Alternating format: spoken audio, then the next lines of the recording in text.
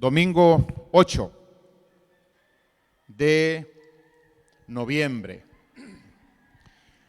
Hemos estado, las personas que han estado siguiéndonos en la temática y los hermanos y hermanas que se conectan para celebrar juntos el culto, ¿verdad? Esta reunión virtual, hemos estado compartiendo una serie de los capítulos del libro de Apocalipsis, y hemos estado trabajando capítulo por capítulo, y hoy precisamente estamos ya enmarcados en el capítulo 5. El domingo pasado hablamos del capítulo 4, hablamos de la puerta al cielo, recuerdan ustedes, y el enfoque que hace Juan del trono y la descripción de todo lo que se encontraba ahí. Fue una experiencia por demás extraordinaria, espectacular, muy emocionante para Juan, porque también tenía implicaciones de respuestas de Dios para la iglesia sufriente del momento en que Juan recibía la visión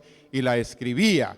Pero también es una bendición para los que nos toca leer hoy el libro de Apocalipsis, porque las mismas problemáticas que enfrentó la iglesia primitiva, pues también las seguimos experimentando nosotros en este caminar de fe como iglesia en toda la tierra.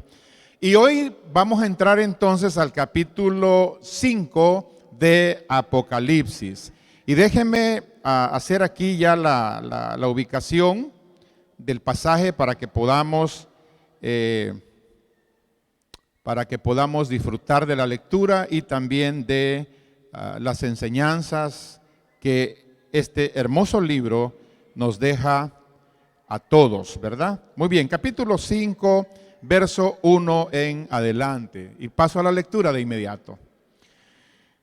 Y vi en la mano derecha del que estaba sentado en el trono un libro escrito por dentro y por fuera, sellado con 7 sellos. Y vi a un ángel fuerte que pregonaba a gran voz: ¿quién es digno de abrir el libro y desatar sus sellos? Y ninguno, ni en el cielo, ni en la tierra, ni debajo de la tierra, podía abrir el libro, ni aún mirarlo. Y lloraba yo mucho, dice Juan, porque no se había hallado a ninguno digno de abrir el libro, ni de leerlo, ni de mirarlo. Y uno de los ancianos me dijo: no llores. He aquí que el león de la tribu de Judá, la raíz de David, ha vencido para abrir el libro y desatar sus 7 sellos. Y miré, y vi que en medio del trono y de los 4 seres vivientes y en medio de los ancianos estaba en pie un cordero como inmolado, que tenía 7 cuernos y 7 ojos, los cuales son los 7 espíritus de Dios enviados por toda la tierra. Y vino y tomó el libro de la mano derecha del que estaba sentado en el trono. Y cuando hubo tomado el libro, los 4 seres vivientes y los 24 ancianos se postraron delante del Cordero. Todos tenían arpas y copas de oro llenas de incienso, que son las oraciones de los santos. Y cantaban un nuevo cántico diciendo: digno eres de tomar el libro y de abrir sus sellos, porque tú fuiste inmolado y con tu sangre nos has redimido para Dios de todo linaje y lengua y pueblo y nación. Y nos has hecho para nuestro Dios reyes y sacerdotes, y reinaremos sobre la tierra. Y miré y oí la voz de muchos ángeles alrededor del trono y de los seres vivientes y de los ancianos, y su número era millones de millones, que decían a gran voz: el cordero que fue inmolado es digno de tomar el poder, las riquezas, la sabiduría, la fortaleza, la honra, la gloria y la alabanza. Y a todo lo creado que está en el cielo y sobre la tierra y debajo de la tierra y en el mar, y a todas las cosas que en ellos hay, oí decir al que está sentado en el trono y al Cordero: sea alabanza, la honra, la gloria y el poder por los siglos de los siglos. Los 4 seres vivientes decían: amén. Y los 24 ancianos se postraron sobre sus rostros y adoraron al que vive por los siglos de los siglos. Maravilloso capítulo, ¿no es cierto? Una hermosa descripción de lo que es el trono y lo que aquí se describe. En realidad, y esto es interesante, cada vez que uno se adentra en el estudio del Apocalipsis, descubre que es un libro cuya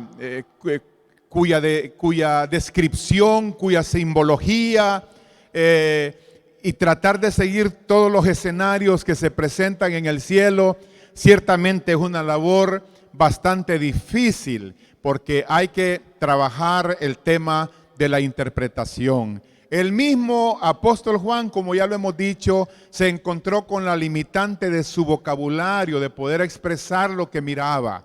Es bien difícil. A todos nos ha pasado, creo yo, que cuando miramos una cosa maravillosa en algún lugar que nos impacta, pero a veces no tenemos las palabras para describir lo que vimos, solo nos quedamos con la tremenda impresión y alguien nos dice: sí, pero ¿cómo era? Mire, no sé cómo explicarlo, pero era una cosa maravillosa, y empezamos a hacer comparaciones y decimos más o menos algo como esto: era como que se parecía a esto, pero en realidad era así, y no somos precisos en la descripción. Eso es lo que está pasando aquí en el libro de Apocalipsis. Y ahora el apóstol Juan, que ya está ubicado ahí en el trono, en el capítulo 4 él describe el trono, pero en este capítulo 5 empieza a describir no al que está sentado en el trono, sino ahora la atención pasará al rollo. Hay un rollo, un libro que está en la mano del que está sentado en el trono. Es un libro curioso, misterioso si se quiere. Es un libro enigmático que ha representado tema de análisis, tema de estudio, tema de interpretación para diferentes comentaristas de la palabra de Dios. Y luego estoy hablando de un esbozo general ahora del rollo. Luego Juan pasa a enfocar toda su atención en la aparición del Cordero de Dios, que aparece justamente en el centro del trono, rodeado por los 4 seres vivientes, rodeado por los 24 ancianos. Luego todos los ángeles del cielo se acercan a rodear al Cordero, y finalmente la creación misma, en el cielo, en la tierra, debajo de la tierra, y todos los seres del mar levantan una expresión, un clamor de alabanza y de adoración para el Cordero. Mire, es una cosa tremenda. Por esa razón le dimos en llamar a este estudio hoy el libro, el Cordero y la ciudad musical. Porque como vamos a ver más adelante, este es un coro tan extraordinario, tan único. Imagínese usted el universo entero levantando una canción de alabanza y de adoración al Cordero en este capítulo 5 de Apocalipsis. Es una cosa extraordinaria. Ahora bien, en aras del tiempo, por supuesto, porque yo le decía a mi esposa, va a estar bien complicado resumir todo el contenido del capítulo 5, y creo que en realidad no vamos a terminar hoy todo el capítulo, porque también no quiero extenderme mucho, sino más bien ir tratando los temas más sobresalientes del pasaje, en donde podamos ser, por supuesto, bendecidos, edificados y fortalecidos por la palabra del Señor. Muy bien, vámonos al verso 1 y empecemos a trabajar con la descripción, con el análisis, la interpretación y aplicación de cada uno de los tópicos de este pasaje. Capítulo 5, verso 1. Entremos ya en materia. Dice el apóstol Juan: y vi en la mano derecha del que estaba sentado en el trono un libro. Mire, un libro. El enfoque, como ya mencioné, del capítulo 4 era el trono. Aquí Juan comienza con la referencia del trono, pero ahora cambia su enfoque hacia el libro que tiene el Señor que está sentado en el trono, que por supuesto es Dios, es Jehová. Ahora, Juan mira en la mano derecha del que está sentado en el trono un libro. Era un libro, como dije, misterioso, y surge la gran pregunta para todos nosotros al estudiar este texto, este particular verso 1, ¿qué era ese libro? ¿Qué tenía escrito ese libro? ¿Qué era lo que estaba sellado en ese libro? Porque ese libro, además de estar enrollado, como eran los pergaminos en donde se escribían las cosas en aquel momento, tenía 7 sellos. Mire qué cosa. Y la gran pregunta es, ¿qué es lo que hay ahí? ¿Qué significa ese libro? Porque es tremendamente importante, mis amados. Una vez que entremos ya en materia, nos vamos a dar cuenta la importancia capital, la importancia central en la historia y en el programa de todos los acontecimientos que vienen sobre la tierra, especialmente en estos últimos tiempos. Nos vamos a dar cuenta que este libro no es cualquier libro, es un libro que bien vale la pena hacer lo que estamos haciendo hoy, estudiándolo y tratando de comprender el enigma de este libro. Muy bien, en el Antiguo Testamento, antes de pasar a describir lo que puede significar este libro a la luz de la palabra, en el Antiguo Testamento, relacionados con el rollo que se menciona aquí en este capítulo 5, hay 2 referencias bíblicas que hablan de este rollo, fíjese. Ya el profeta Ezequiel y también el profeta Daniel, en algunas visiones que tuvieron en algunos momentos especiales en la presencia de Dios, cuando Dios trataba con estos profetas y les entregaba mensajes para el pueblo de Israel y para las naciones circunvecinas, ellos tuvieron una experiencia y ellos pudieron vislumbrar en estas visiones este libro del cual se habla en el capítulo 5 de Apocalipsis. Aquí le leo a usted Ezequiel capítulo 2, versos 9 y 10. Repito, Ezequiel 2, 9 y 10. Mire lo que dice, está hablando Ezequiel. Entonces miré, dice Ezequiel, y vi que una mano con un rollo escrito se extendía hacia mí. La mano abrió ante mis ojos el rollo, el cual estaba escrito por ambos lados. Como vamos a ver más adelante en Apocalipsis, el capítulo 5 que estamos estudiando, también este rollo dice que estaba escrito por dentro y por fuera. Mire, estaba escrito, dice, por ambos lados y contenía, mire, y aquí hay una pista de qué era lo que contenía el libro que está en las manos, en la mano derecha del que está sentado en el trono. Aquí hay una pista inicial.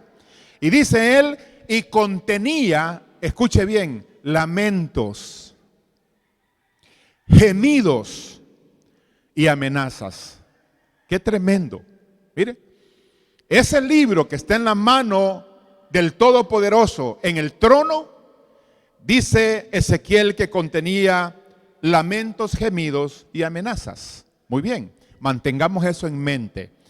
Y Daniel capítulo 12, versos 8 y 9, también nos da otra, no nos da pistas de lo que contiene el libro, pero sí dice algo que es muy importante que entendamos hoy.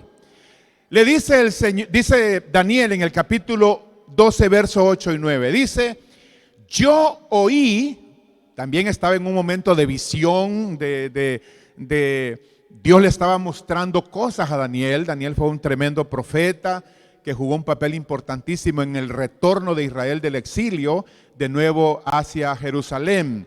Y este hombre tuvo una tremenda revelación de Dios en todo ese proceso de retorno. Dice él, y yo oí, mas no entendí, y dije, Señor mío, ¿cuál será el fin de todas estas cosas? Recordemos que Daniel ha estado recibiendo más o menos un anticipo escatológico de los últimos tiempos. Dios le mostró los reinos que iban que tenían que ser levantados desde Babilonia hasta Roma y su caída, y luego le mostró algunas cosas que iban a pasar, pero parece ser que la revelación quedó inconclusa, y entonces Daniel dice: Señor, ¿cuál será el fin de estas cosas? Mire, y él respondió, le responde el Señor: anda, Daniel, pues estas palabras están cerradas y selladas hasta el tiempo del fin. Tremendo. Está diciendo Daniel: lo que te he mostrado son palabras que ya están cerradas y, ojo, y selladas. Mire, ahí nos habla de esos 7 sellos, y que solamente estará disponible esa revelación para el entendimiento de los hombres y especialmente de la iglesia hasta el tiempo del fin. Estamos ya en estos tiempos, estamos ya en los principios de dolores, estamos ya en la recta final de la historia de la humanidad, y quiero decirle algo especialmente a mis hermanos y hermanas que nos sintonizan esta tarde. Ya la revelación de ese libro lo tenemos en Apocalipsis, ahí está. Mire, ahí usted puede empezar a leerlo y ver cómo se despliega todo el programa, toda la agenda y todo lo que va a suceder en estos tiempos finales. Es importante que lo leamos. De alguna manera pienso yo que nuestros temores carnales, y perdóneme usted la frase, nuestra misma ignorancia, creo yo, espiritual, junto con el ataque del diablo que nos ha apartado de este libro maravilloso, precisamente para que no seamos bendecidos, para que no seamos edificados, para que no seamos consolados y para que no echemos convicción que tanto necesitamos para estos tiempos finales.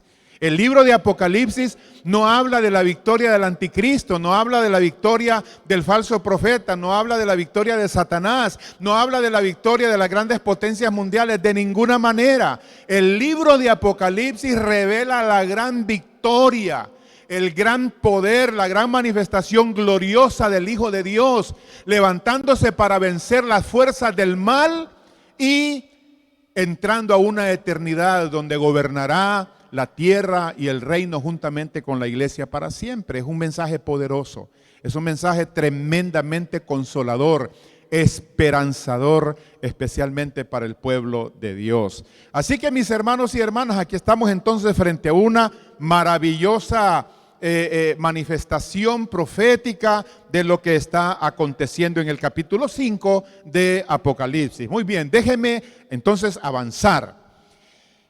¿Qué es el libro? Pues, ¿verdad? Todavía la pregunta está ahí en el aire. ¿Qué es el libro? ¿Qué contiene este libro? Ya vimos, hay una pista ya con Ezequiel y tenemos otra pista de los tiempos señalados para que ya podamos accesar a la revelación de Apocalipsis. Por cierto, déjeme decirle algo.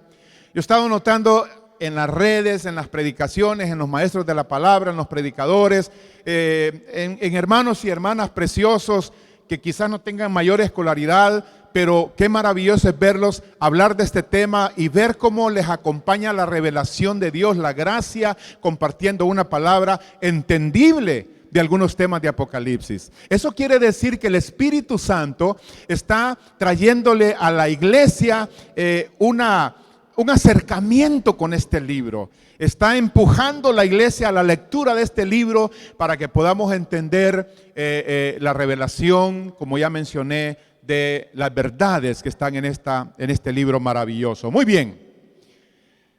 Algunos creen, yo no voy a entrar aquí en las diferentes interpretaciones de lo que ese libro contiene, más bien quiero irme directo a una propuesta que hay aquí de lo que a mí me parece que es un tema que se acerca a lo que este libro puede contener. Y déjeme, estuvimos ahí pues buscando, investigando, orando y viendo la palabra y buscando textos que están correlacionados para encontrar interesante este punto de vista. Escuche bien. Este libro podría ser el título de propiedad o dominio pleno del planeta Tierra. Mire, es el título de propiedad, es el documento legal o dominio pleno del planeta Tierra. Mire lo que voy a leerle en el Salmo 24.1. Mire qué tremendo. Este Salmo 24.1, más allá de toda duda, claro, abundan los textos. Yo solamente por razones de tiempo tengo uno acá. Dice que la tierra es de Jehová. Dice la tierra es del Señor y todo lo que hay en ella, el mundo y todos sus habitantes le pertenecen a Dios. De Jehová es la tierra y su plenitud, el mundo y todos los que en él habitan. Qué cosa, qué declaración más maravillosa. La tierra como creación, el ser humano como creación y todo lo que existe fue creado por Dios a través de Jesucristo como el agente creador y para la gloria de Él. Toda esta tierra, toda la creación de Dios le pertenece a Él. Mire qué tremendo.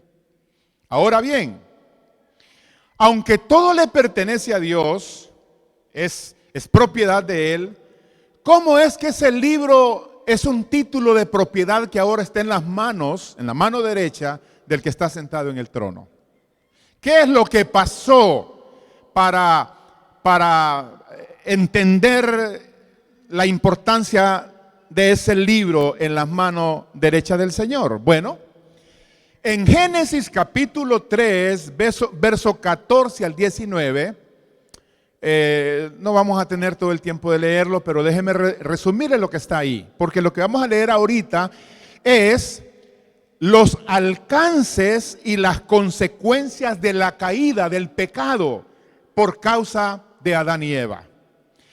Capítulo 3, verso 14 al 19, describe, repito, los alcances y las consecuencias del pecado. ¿Qué fue lo que sucedió cuando Adán y Eva pecaron? ¿Qué fue exactamente lo que pasó? ¿Qué fue lo que se dañó, se destruyó? ¿Qué fue lo que entró en caos, en complicación tanto para el ser humano como para toda la creación? Porque sí hubo un cataclismo, una cosa terrible que pasó cuando Adán y Eva desobedecieron a Dios. ¿Ok? Más o menos 3 cosas que pasaron. Repito, no podemos detenernos detalladamente, sería imposible, pero usted lo puede corroborar ahí, capítulo 3, verso 14 al 19. Mire lo que pasó cuando nuestros padres, Adán y Eva, la cabeza representativa de la humanidad, fallaron en el huerto del Edén. Lo primero que sucedió es que empezó o se dio la separación del hombre con Dios. Adán y Eva quedaron separados de la comunión, de la intimidad con su Creador. La Biblia nos dice que Adán y Eva se paseaban tranquilamente en el huerto, caminaban desnudos y no sentían vergüenza y estaban administrando y gobernando todo lo creado, lo que Dios había puesto en sus manos. Es más, dice la Escritura que por la tardecita descendía el Señor, imagínense, a platicar con ellos ahí en el jardín. Pero a razón del pecado, inmediatamente vino la separación entre Dios y el hombre. Se perdió la comunión. Eso en primer lugar. En segundo lugar, también el pecado trajo, escuche bien, la maldición y sentencia sobre la serpiente y la creación.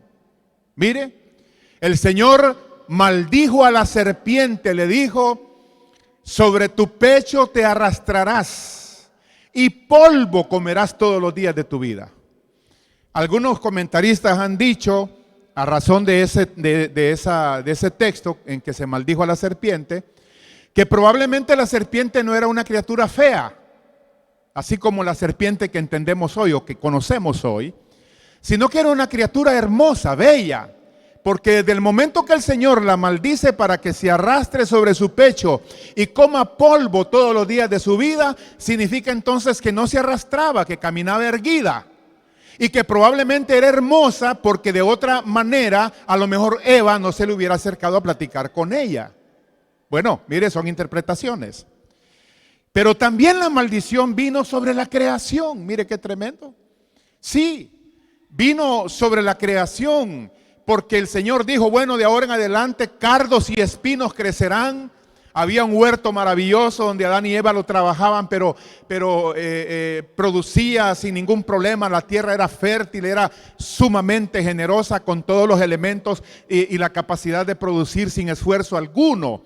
Pero ahora el Señor, cuando maldice a la serpiente y la creación, le quita la capacidad productiva y le dice a Adán, ahora vas a tener que sudar para ver el fruto de la tierra. Con dificultad vas a comer el pan de ella cada día. Y del polvo tú eres y a ese polvo tú regresarás. Tremendo. Ahora, quiero que note algo aquí. Es que cuando Adán y Eva pecaron, no solamente la raza humana caímos con ellos. Por ejemplo, perdimos la comunión con Dios, nos quedamos sin ruta espiritual. Hubo muerte espiritual en nuestros corazones, dice el apóstol, que estábamos muertos en delitos y pecados. Una muerte espiritual, pero además de eso se introdujo la enfermedad y la muerte. Ellos estaban ahí en el jardín, iban a comer de lo que Dios les había, el árbol de la vida, y al comerla iban a ser eternas criaturas, reproduciéndose y disfrutando de la comunión con Dios y disfrutando de la creación. Pero ahora eso se había terminado. Y una cosa más que produjo la caída.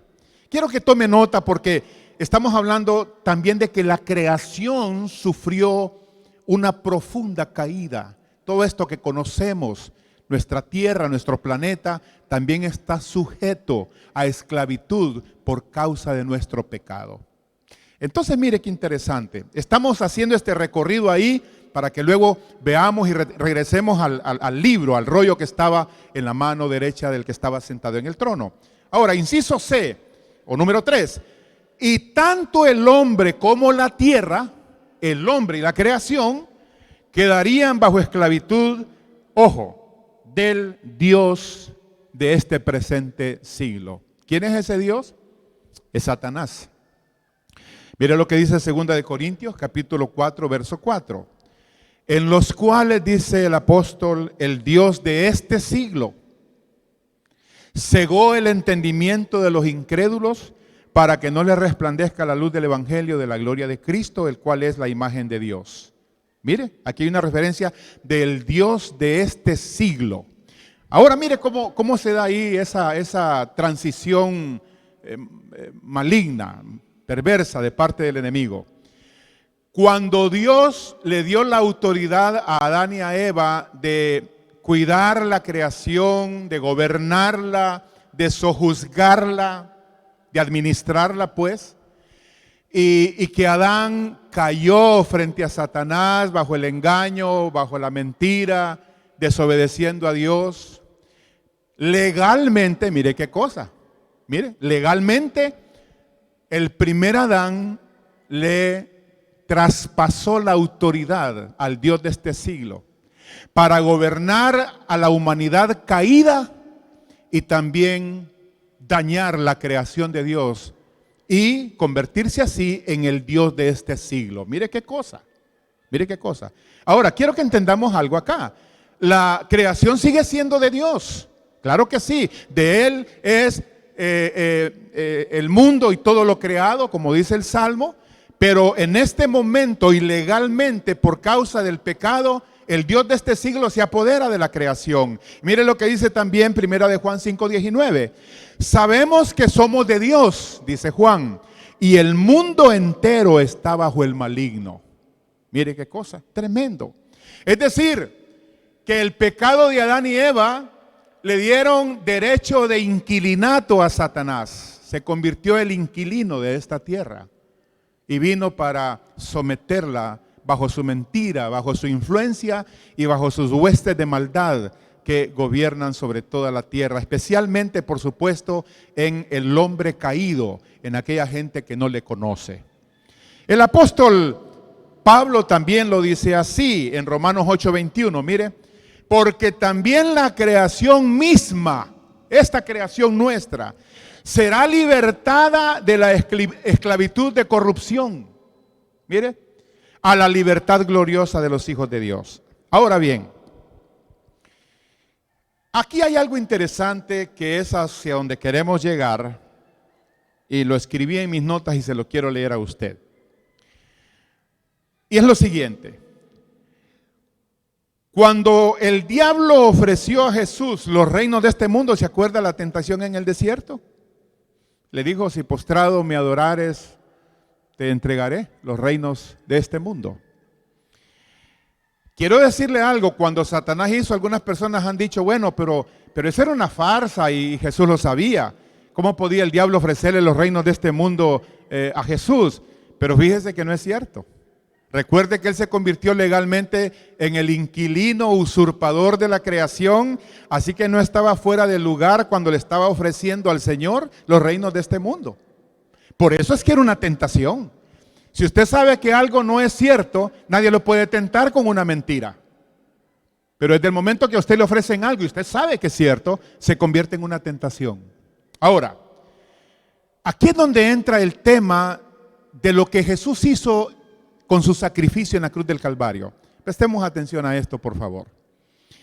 El sacrificio de Cristo, en el sacrificio de Cristo, más bien dicho, se pagó no solamente el precio de nuestra redención como humanos, como redimidos en la sangre de Cristo, pero también el Señor pagó el precio del título de propiedad del planeta Tierra. Y ese precio le permitió convertirse en el dueño legítimo, en el dueño original, en el dueño no solamente por derecho de creación, sino por derecho de redención. Otra vez, la tierra regresó a su legítimo dueño. Mire qué cosa más tremenda. Muchos de nosotros hemos reducido el tema de la salvación solamente en el nivel humano, en el nivel personal. Y por supuesto, la salvación es eminentemente personal, pero incluye más que la salvación o redención del hombre. Tiene que ver también con la redención de la creación, de todo lo que le pertenece a Dios. Claro, quizás usted se pregunte, pero pastor, entonces, si Él pagó el precio, ¿por qué la tierra sigue descompuesta y bajo la influencia del enemigo? Es que aunque el Señor ya logró su título de propiedad a través de su muerte en la cruz, el inquilino, el usurpador, tendrá una manera particular de ser echado, de ser correteado, si me permite la expresión, de ser sacado de esta tierra. Y por esa razón es que en ese libro no solamente es el título de propiedad, sino que ahí están escritos todos los juicios y todos los decretos que Dios tiene ya destinados para que su Hijo Jesucristo los ejecute en contra de Satanás, en contra de sus emisarios y en contra de toda aquella humanidad o población que le dio la espalda al Cordero de Dios. Dígame, una cosa tremenda esa. Y permítame darle el soporte bíblico, por supuesto, a esto. El apóstol Pablo lo dice de esta manera en Efesios 1:10. Y prestémosle atención porque si no atencionamos a lo mejor no entendamos la relación o la aplicación.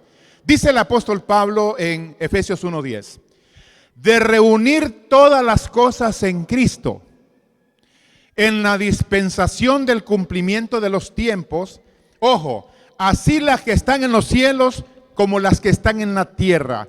Reunir todas las cosas en Cristo. Hay cosas que ahorita están separadas, como la creación. Está todavía en manos de una humanidad caída y de un inquilino que la ha usurpado. Pero viene el momento en que el Señor, cuando se manifieste, cuando destruya la maldad, cuando acabe con toda la iniquidad de la tierra mediante sus juicios y la manifestación de su ira, entonces lo que estaba desunido se reunirá todo en Cristo Jesús. De las cosas que están en los cielos y de las cosas que están en la tierra.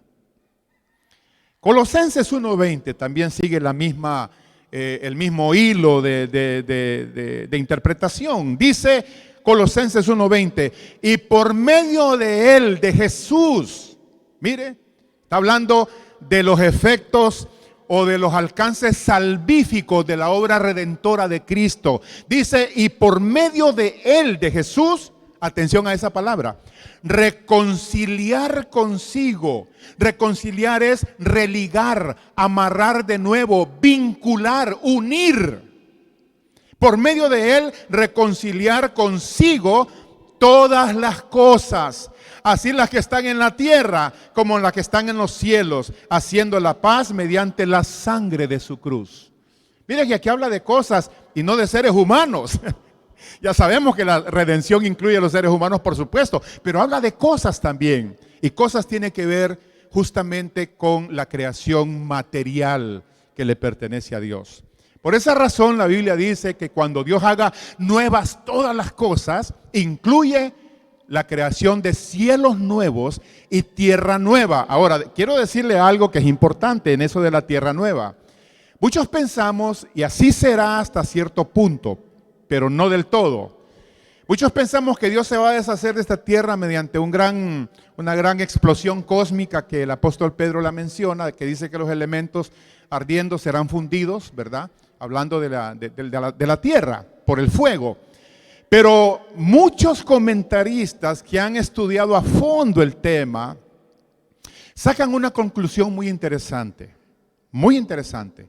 Es que, fíjese bien, es que la tierra no será destruida en el sentido de que va a desaparecer del todo y que Dios va a empezar de la nada una nueva tierra. No, sino que la tierra será la matriz, el elemento primario para que aun cuando sea quemada, el Señor sacará de la matriz de la tierra una tierra resucitada. Es como nosotros, cuando nosotros morimos y vamos a la tumba, el Señor no se deshace de nuestros cuerpos y los destruye para siempre. Por el contrario, nos dará un cuerpo nuevo que será la extensión glorificada y resucitada de nuestra resurrección. Así que es interesante pues porque igual, acuérdese usted lo que dice el apóstol Pablo. Dice que la tierra espera. Vamos a regresar a ese versículo, aquí está. Déjeme ver. Aquí está, más abajo. Romanos, sí, porque también la creación misma será libertada de la esclavitud de corrupción. ¿Cómo es que la creación en este momento anhela ser libertada? Si no fuera a resucitar como una creación nueva, sino a perderse como creación antigua, entonces no estuviera clamando para ser libertada de esta esclavitud por causa del pecado del hombre. Muy bien. Avancemos acerca del libro, del rollo que está en la mano del que está sentado en el trono. Déjeme leerle esta nota para luego ir avanzando.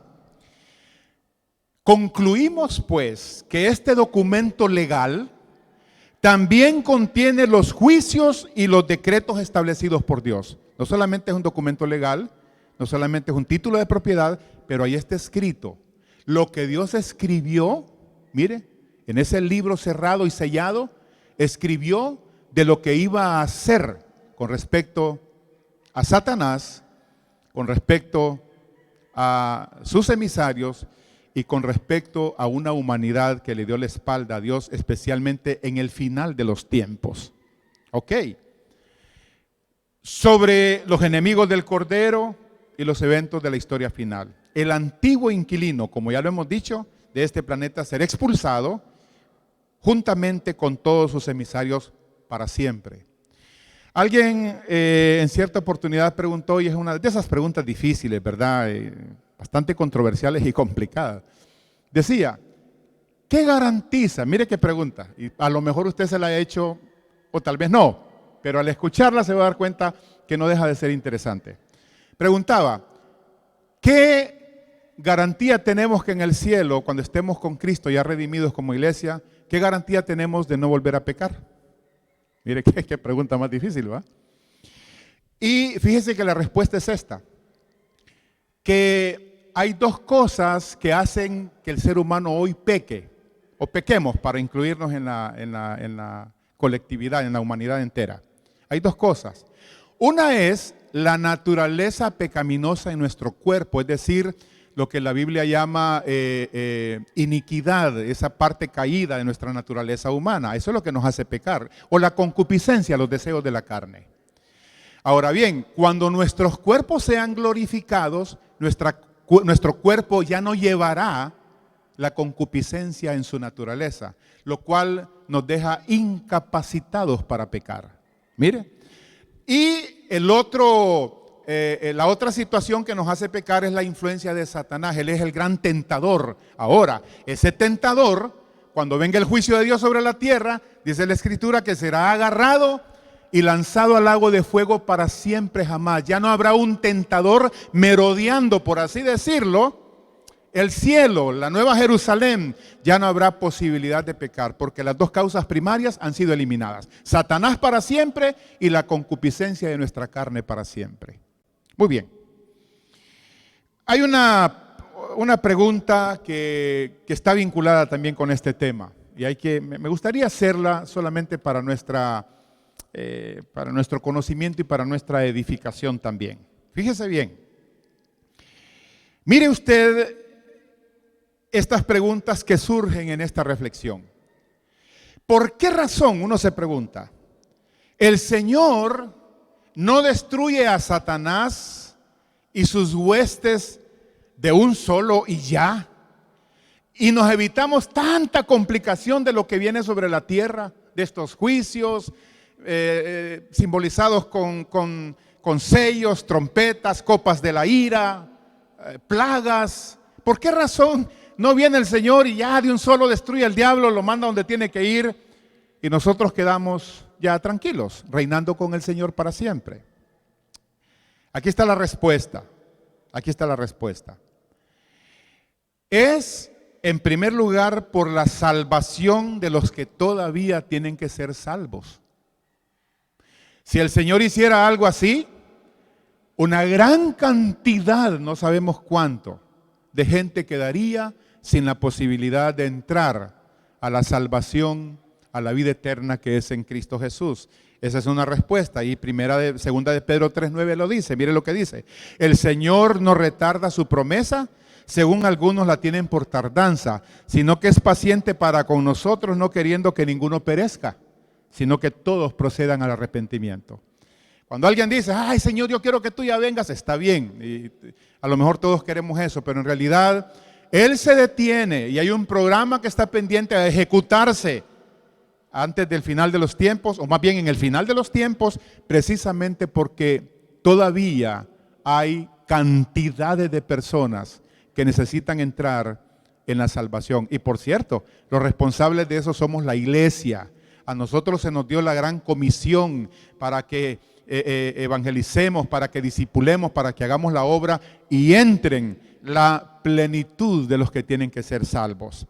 Hay otra pregunta aquí: ¿por qué la iglesia tiene que sufrir en manos de un sistema pecaminoso y hostil en esta tierra?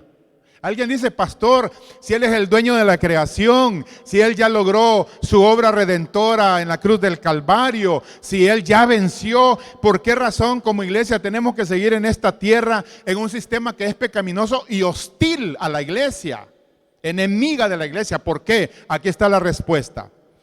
Porque como iglesia, escuche bien, estamos siendo entrenados para reinar con Cristo en la nueva tierra.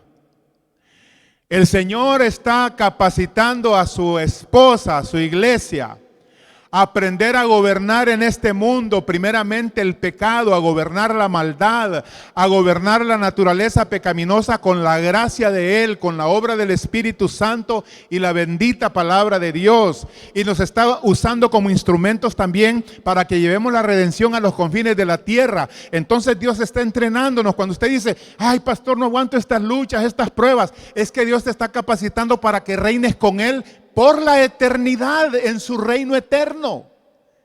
Es importantísimo eso. Él está ayudándonos a crear carácter, a fortalecer la fe, a adquirir un carácter de reino, a santificarnos en la gracia de Dios, para que seamos ciudadanos que podamos gobernar con Él en su reino eterno. Esa es la promesa de Dios. Mire qué cosa más maravillosa. Y aquí está, Apocalipsis 5:10. Mire lo que dice: y nos ha hecho para nuestro Dios reyes y sacerdotes, y reinaremos sobre la tierra. Ahí está. Nos está entrenando. Yo me fijo en algunas películas, me gustan mucho las películas de corte medieval, donde hay caballeros, reyes, reinas, castillos. Me encanta esa temática. Y me llama la atención cuando un rey está entrenando a un hijo o a una hija que van a ser herederos del trono. Desde pequeñitos les enseñan todo el protocolo de reino, todo, precisamente con miras o con la finalidad de que sepan gobernar cuando les toque asumir el trono. Es el mismo tema aquí. Como iglesia, mi querido hermano y hermana, usted está siendo entrenado, luchando contra el enemigo, luchando contra la carne, luchando contra las circunstancias, pero en el proceso usted solo mira problemas y dificultades, pero Dios mira a un hijo que se está entrenando, que se está capacitando para gobernar con él en su reino eterno. Mire qué cosa más maravillosa, ¿verdad? Y una cosa más también, por la cual el Señor no ha venido para salir así de un solo, sino que está preparando los tiempos de Él para su reino, es esto, mire qué cosa. También Dios, al no venir y llevarse a la iglesia y terminar con todo, es por esta última razón.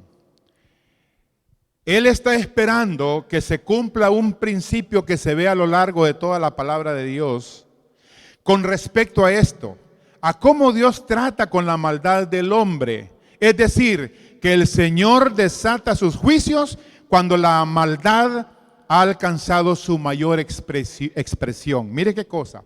Ese es un principio. Cuando el caso de Sodoma y Gomorra, Dios esperó pacientemente hasta que maduró el fruto de la maldad. Y dijo, no más, no más. Abraham intentó interceder como un buen intercesor y como debemos de interceder todos los que nos preciamos de ser iglesia. No juzgar, no condenar, no mandar a la gente al infierno. Ese no es el espíritu de un intercesor. Aquí Abraham viene ante Dios y le dice, Señor, negociemos, Padre. ¿Será que habrán algunos 50 justos? Y empezó todo ese proceso de negociación. Él no dijo, ay, qué bueno, Señor, cuando Dios le dijo que iba a destruir a Sodoma y Gomorra. No dijo, qué bueno, se lo merecen, barrételos con fuego. No, Él vino y negoció como todo un intercesor. Pero lo que quiero decir aquí es que Dios siempre sigue ese principio, esa manera de actuar con el pecado. Él deja que la maldad llegue a su punto máximo para ejecutar sus juicios. Así es la misericordia de Dios. Así es la bondad. Dios no se goza con la destrucción del impío. No. Dios no celebra, Dios no está esperando que vengan los juicios para destruir a la gente. No. Por el contrario, escuche bien, Él envía juicios previos, Él envía dificultades previas, Él envía situaciones complicadas para el hombre, no para que se destruya ni que espere la ira de Dios, no, es para que se rinda, es para que vuelva en sí, es para que su corazón se vuelva humilde y se humille ante la presencia de Dios y escapar de la ira venidera. Cuando usted dice, ay, ¿por qué Dios no destruye esta gente malvada? Porque es que Dios no tiene la medida de misericordia nuestra, de ninguna manera. La misericordia suya y la mía son muy, pero muy limitadas. Nosotros ya quisiéramos que pasaran cosas, Dios dice no. ¿Y sabe por qué Dios dice que no? Porque para Dios son almas eternas. Él las creó con amor, con gracia, con propósito. Y Él se duele saber que eso que Él creó, o más bien que esa persona que Él creó, se pierda. El cielo llora cuando un pecador muere, así como celebra cuando un pecador es salvo. Esa es la misericordia de Dios. Ahora, así trabaja Dios. ¿Y qué es lo que va a hacer Dios entonces con todo este sistema del mal que viene después de que la iglesia sea levantada? ¿Qué es lo que va a pasar? Que Dios permitirá, mire, que la expresión del mal de Satanás en sus últimos intentos por pretender vencer al Cordero. Porque mire, el diablo está tan cegado, está tan loco, tan iracundo, tan lleno de odio, que él piensa que va a ganarle a Dios. Mire, por eso dice Apocalipsis, que el diablo ha descendido a vosotros con ira, porque sabe que le queda poco tiempo y en ese poco tiempo pretende pelear contra el Cordero y ganarle y vencerlo y quedarse con toda la creación, con toda la tierra y con toda la humanidad sin Dios. Mire qué cosa. Ahora bien, esto es importante, fíjese bien. El enemigo va a convocar en la famosa batalla de Armagedón a todas las naciones de la tierra. Y aunque inicialmente la idea es destruir a Jerusalén, cuando el Cordero aparezca en el cielo, en ese momento que venga contra Jerusalén, entonces el anticristo y el falso profeta levantarán los cañones y todas las armas contra el Cordero. ¿Qué cosa? Mire, instigados por Satanás. Él cree que va a ganar. Y en ese momento dice la Escritura que el Señor con la espada de su boca destruirá al anticristo, al falso profeta y a todos los ejércitos aliados con él. Serán destruidos con el resplandor de su venida. Y habrá tal batalla en el valle de Armagedón, cuando Jesús venga con toda la... A propósito, a todos los que conocen a Cristo, les cuento que vamos a estar con Jesús en esa venida, en la batalla de Armagedón. Vamos a venir montados a caballo, según dice Apocalipsis, con él. No sé si a pelear o simplemente como testigo de honor en esa batalla. El caso es este, que dice la Escritura que será una guerra tan terrible, que la sangre de caballos y de seres humanos llegará hasta la crin de los caballos que estén en esa batalla. Será un río, un lago de sangre. Es una cosa tremenda.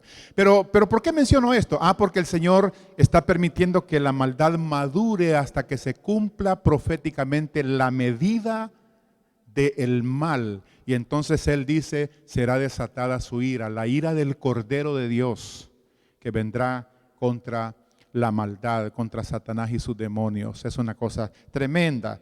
Y aquí está, en Joel capítulo 3, verso 13, mire lo que dice. Dice, den rienda suelta a la hoz, una cosa que se usa para cortar, para cortar trigo.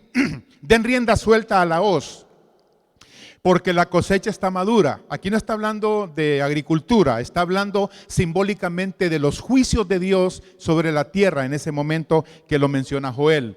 Den rienda suelta a la hoz porque la cosecha está madura. Vengan, pisen las uvas porque el lagar está lleno y los barriles rebosan con la perversidad de estas naciones. En otras palabras, las naciones han subido su nivel de maldad y mi ira descenderá, y lo compara con aquellos que se paran sobre las uvas en un lagar para que salga el vino que la gente tomaba en esos tiempos. Solamente que en este caso es simbólico y habla no de las uvas, sino de la sangre que brotará de los pies que ejecutarán juicio de parte de Dios sobre las naciones enemigas del Señor. Es tremendo la descripción que se hace acá. Muy bien. Estamos casi a 5 minutos menos para terminar. Claro, la primera parte, porque nos faltan otros, y vamos a tener que cubrirlo en varios espacios, porque el capítulo 5 de Apocalipsis es más largo con respecto al capítulo 4. Ahora bien, luego dice el capítulo 5, después déjenme ver acá. Bueno, no anoté el texto, pero ahí está en el capítulo 5. Dice, y vi a un ángel fuerte, sigue relatando Juan, y vi a un ángel fuerte que pregonaba a gran voz. Y mire lo que decía este ángel. ¿Quién es digno de abrir el libro y de desatar sus sellos? Nadie, ni en el cielo, ni en la tierra, bueno, aquí sigue diciendo el texto, y ninguno, mire, ni en el cielo, ni en la tierra, ni debajo de la tierra, podía abrir el libro, ni mirarlo. Y dice Juan, y lloraba yo mucho, porque no se había hallado a ninguno que fuera digno de abrir ese libro, ni de leerlo, ni de mirarlo. ¿Qué está pasando aquí?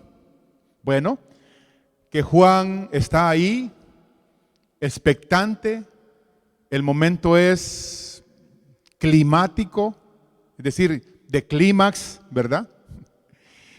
Y entonces Juan dice, ok, ¿quién va a abrir ese libro? Necesitamos conocer el futuro de la iglesia, la victoria de Cristo, la victoria del pueblo de Dios, que necesitamos conocer los juicios contra nuestros enemigos, contra aquellos que provocaron que mucha parte del pueblo de Dios ahora sean mártires. Queremos ver el desarrollo de lo que sigue.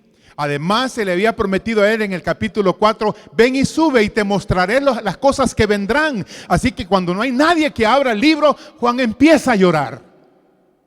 Llorando. Otra versión dice que lloraba amargamente. Decía, Dios mío, ¿cómo es posible? Y también Juan pensaba, pero el Señor ha dicho que no hará nada sin mostrarle nada a sus siervos primero. Yo soy su siervo, por lo menos yo debería de conocer qué va a pasar. ¿Quién tiene que abrirse el libro? ¿Quién lo podrá hacer? Tremendo, ¿verdad? Y yo, dice, lloraba mucho, porque no se había hallado a ninguno digno de abrir el libro, ni de leerlo, ni de mirarlo. ¿Quién era digno de hacer eso? Tremenda pregunta. Y el ángel, que era fuerte, dice, en extremo, lo escogieron, me imagino yo, porque la voz de él tenía que atravesar todo el universo cuando decía, ¿quién viene? ¿Quién es digno? Que venga. Aquí está el libro, en la mano derecha del que está sentado en el trono. Si hay alguien digno. Los hombres no podían, porque hemos sido parte de la caída del pecado, somos seres más bien objetos de la redención. Los ángeles tampoco, porque nunca han salvado ni redimido a nadie, no tenían tal potestad. Los 24 ancianos representaban a la iglesia redimida ante el trono, tampoco podían hacerlo. Y la gran pregunta ahí era difícil para el apóstol Juan. Y termino con lo que está escrito en el capítulo 5, verso 5 al 7. Mire lo que le dice uno de los ancianos, de los 24 que estaban alrededor del trono. Y uno de los ancianos me dijo, me gusta esto, me suena muy, muy dulce, muy consolador, muy pastoral, si usted me permite el término, porque dice que uno de los ancianos, cuando lo miró llorar amargamente, se le acercó y le dijo, no llores, no llores. He aquí el león de la tribu de Judá, la raíz de David, ha vencido para abrir el libro y desatar sus 7 sellos. Y miré y vi que en medio del trono y de los 4 seres vivientes y en medio de los ancianos estaba de pie un cordero como inmolado, que tenía 7 cuernos y 7 ojos, los cuales son los 7 espíritus de Dios enviados por toda la tierra. Y vino, mire, y tomó el libro de la mano derecha del que estaba sentado en el trono. Ahí nos vamos a quedar. Ahí nos vamos a quedar. Pero yo quiero usar esta frase pequeña para dejarle a usted una palabra de mucha consolación que está aquí, que siempre hay una palabra o una frase que a mí me capta el espíritu, ¿verdad? La atención, y en esa palabra hay algo sobre lo cual podemos cimentar promesas de bendición, palabras de aliento para usted y para mí. Es esta frase, no llores.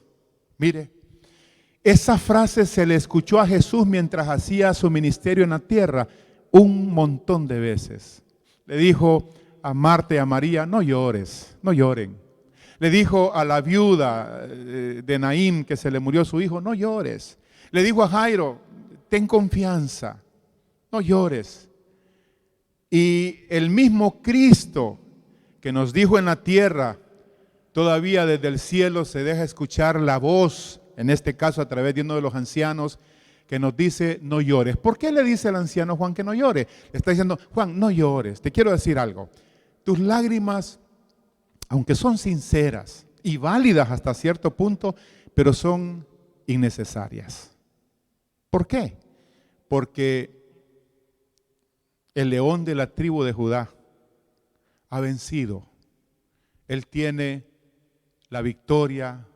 Él logró para ti toda la bendición, toda la respuesta, todos los recursos. Muchas veces nosotros lloramos en nuestras luchas espirituales porque desconocemos la manera gloriosa, la manera amplia, la manera poderosa en que Dios está obrando y en donde Él ya resolvió nuestras peticiones, ya respondió. Así que aunque son lágrimas sinceras, pero en realidad son innecesarias porque Él ya ha respondido en algunos temas que son temas de oración en nuestra vida. Y lo mismo que el anciano le dijo a Juan, lo mismo que Jesús dijo en su ministerio terrenal, nos lo dice hoy. Hay temas para ti, mi hermano, y temas para mí en los cuales no deberíamos de llorar. Deberíamos de confiar más. Deberíamos de regocijarnos más. Y deberíamos de ejercitar más fe. Es más, celebrar anticipadamente la respuesta de nuestras oraciones. Así que Él nos dice hoy, ¿sabes qué? No llores, no llores. El león de la tribu de Judá ha vencido. Que Dios nos bendiga. Que el Señor les guarde y que esta palabra les acompañe para edificación, para consolación, para ánimo y santificación de nuestra vida. Voy a orar para terminar este tiempo. Vamos a orar. Padre nuestro que estás en los cielos y con nosotros en este lugar, te alabamos, te bendecimos. Te adoramos, querido Señor. Gracias por ser nuestro Dios. Cordero, gracias por haber pagado el precio de nuestra eterna redención en la cruz. Padre, gracias por amarnos con amor eterno. Espíritu Santo, gracias por habernos sellado para el día de nuestra redención. Te alabamos y te adoramos porque nuestra salvación ha sido perfecta, ha sido completa. Y nos da la garantía, la certidumbre que somos tus hijos, que somos tu pueblo, que somos tu iglesia y que estamos en un proceso formativo, Señor, para reinar contigo por toda la eternidad. Danos la gracia, danos la sabiduría, danos la unción, danos, Padre Santo, la fortaleza para avanzar, para crecer, para madurar y para poder dar fruto digno de tu precioso nombre, Señor.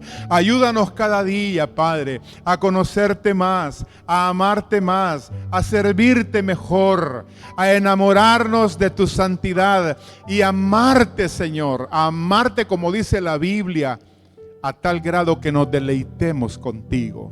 Gracias, Padre. Ayúdanos a velar y a orar. Ayúdanos a depender de ti, a buscar tu rostro. Ayúdanos a discernir, Señor, tu presencia, tu palabra, tu obra en nuestras vidas. Muchas gracias. En esta tarde, noche, bendecimos a cada persona que está ahí, Señor. Ahí, cada persona en su casa, con su familia. A todas las personas dentro y fuera de nuestra nación les bendecimos en tu nombre. Hágame un favor usted que me escuche ahí donde está. Diga esta frase conmigo, por favor, creyéndola delante del Señor. Dígale: Señor Jesús, yo recibo tu palabra en mi corazón. Fortaléceme. Señor, consolídame. Señor, sáname. Señor, provéeme. Señor, dame tu paz. Dame tu aliento, Jesús. Dame tu ánimo. Y dame, Señor, cada mañana, cada día, la presencia renovadora y restauradora de tu palabra y de tu Santo Espíritu. Y ayúdame, Señor, a velar hasta el día de tu venida. Te doy las gracias en el nombre maravilloso de nuestro Señor Jesucristo. Amén y amén. Mi esposa va a pasar y voy a pedirle a los que estamos aquí, preparemos nuestra ofrenda, por favor, hermanos, podamos bendecir al Señor con de lo que Él nos ha dado. Pasa mi esposa.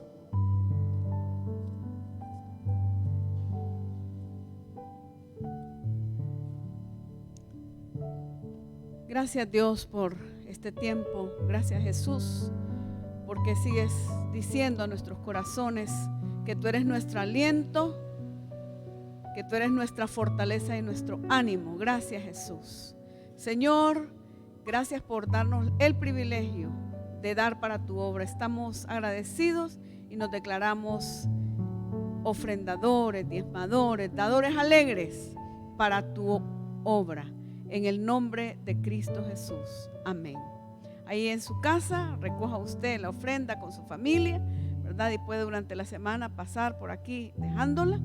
Y aquí nosotros también estamos ofrendando y lo hacemos con alegría. Dios les bendiga, hermanos. Tengan una hermosa y bendecida semana.